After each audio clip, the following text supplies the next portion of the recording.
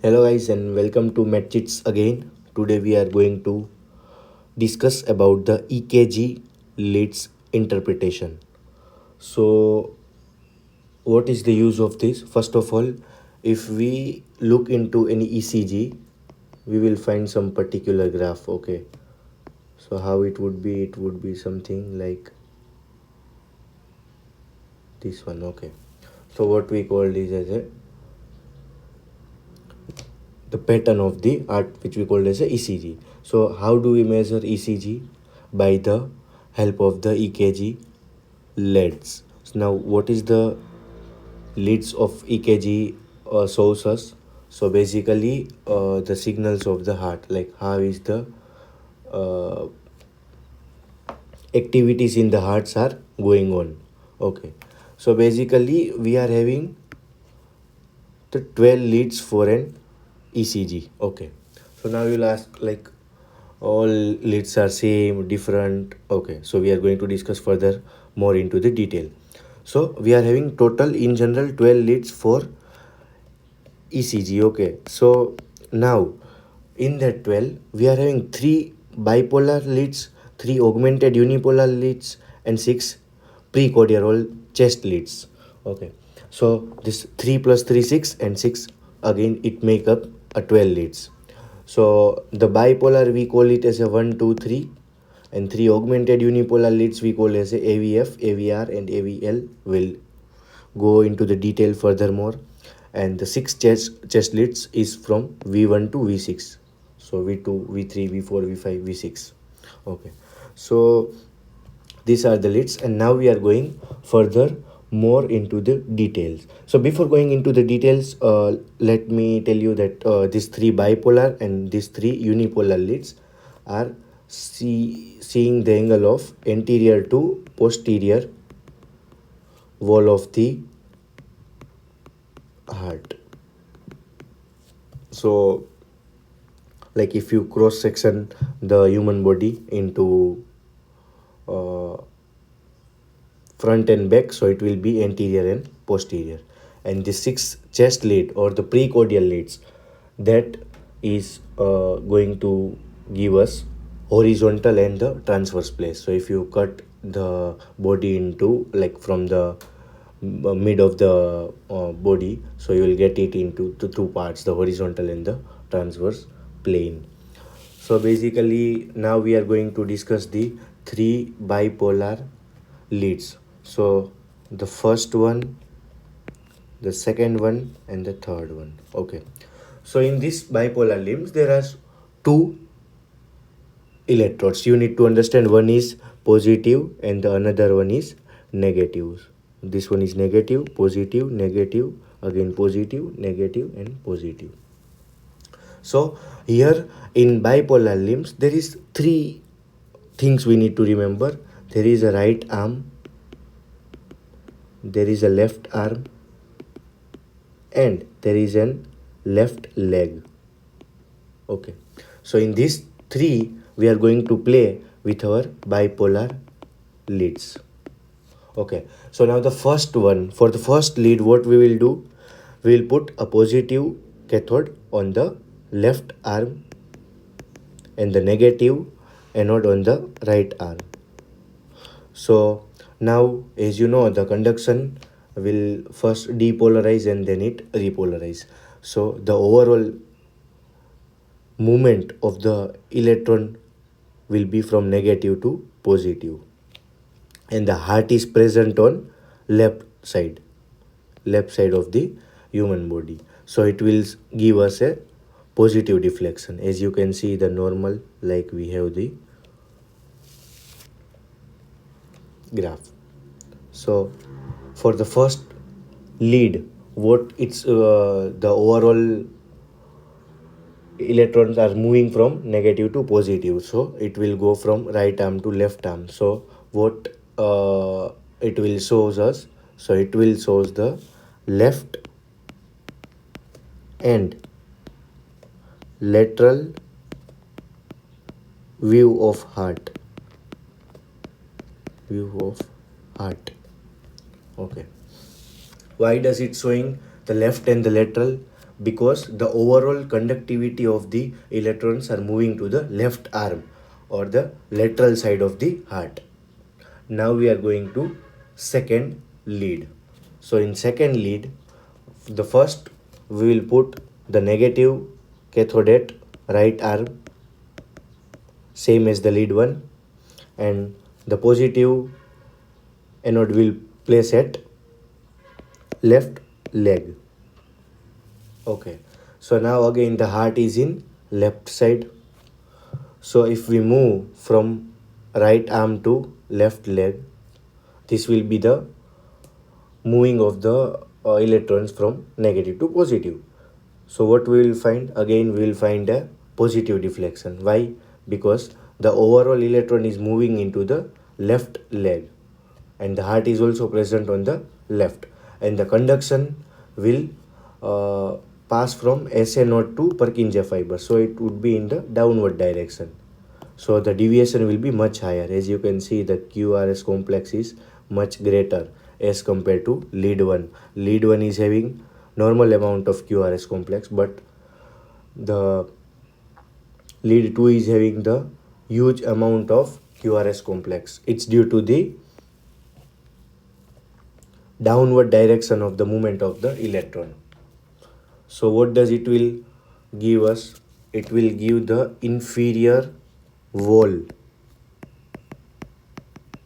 of the heart. So if anything is abnormal in the inferior region, we will look into the lead second. If there is any problem or any clot in the left coronary artery, so we will watch the left side of the heart. So left side of the heart will be seen in the first lead. Now we will moving to the third lead. So now we have placed the negative charge on both the right arm. Now we will place the negative charge on right arm, also left arm, and again the left leg is having the positive charge. So what will happen? Again the deviation will be much higher because of the overall electrical activity of the electrons will be going downward. So again you will find a huge amount of R wave in the ECG. And again, if the charge is moving overall outside, what will you see? You will see get the inferior wall or the view of the heart. So if any patient is having problem in the apex or the inferior wall of the heart, we will look into the lead second and the lead third. But if the patient is having problem anywhere in the left or the lateral wall of the heart, we will look into the lead 1. So basically lead 1, lead 2 and lead 3, all of us shown positive deviation due to the charge of overall electrical activity on the left side, whether it is a left arm or whether it is the left leg. Okay, so now the bipolar lead is completed. Now we will move towards the 3 augmented unipolar, which is AVF, AVR and AVL. So now these 3, it's the same. Again, now we are having a 3 point of the leads, like 2 cathode and 1 anode. So now for the AVF, okay, for the foot, F for foot. So our positive charge will remain on the foot, while both the negative charges will be on the left and the right arm. So overall, the charge from both the arms, from the negative, from both side of the negative, where it will be overall in the positive direction. So if we consider this as a midline, we will consider from both the side there will be a positive deviation towards the left foot. So you can clearly see this. Again, the charge is moving into the left foot. So what we will see?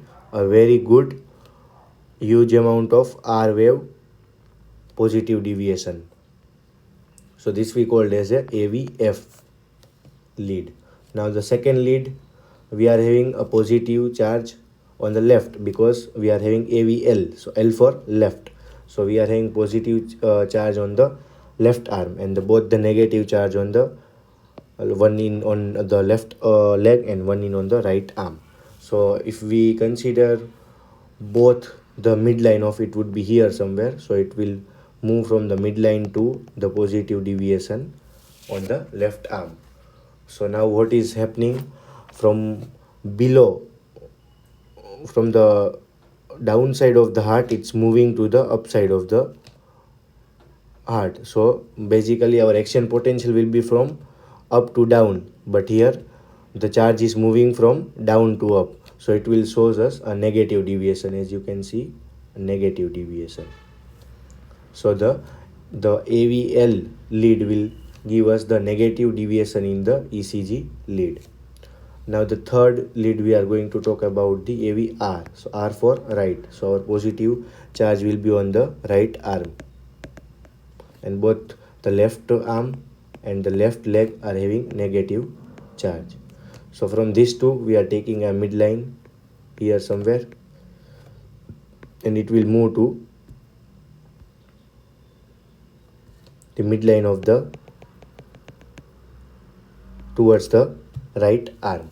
So now again the charge is moving to the opposite direction. Our action potential is generating from the SN02 Purkinje fibers. Okay, so it would be either on the down, it will be positive deviation either on the downside or either on the left side. So here it's going upside, from down to upside, so the negative deviation, and again it's going to the right side, so again it's a negative deviation. So we got another negative deviation on the AVR lead.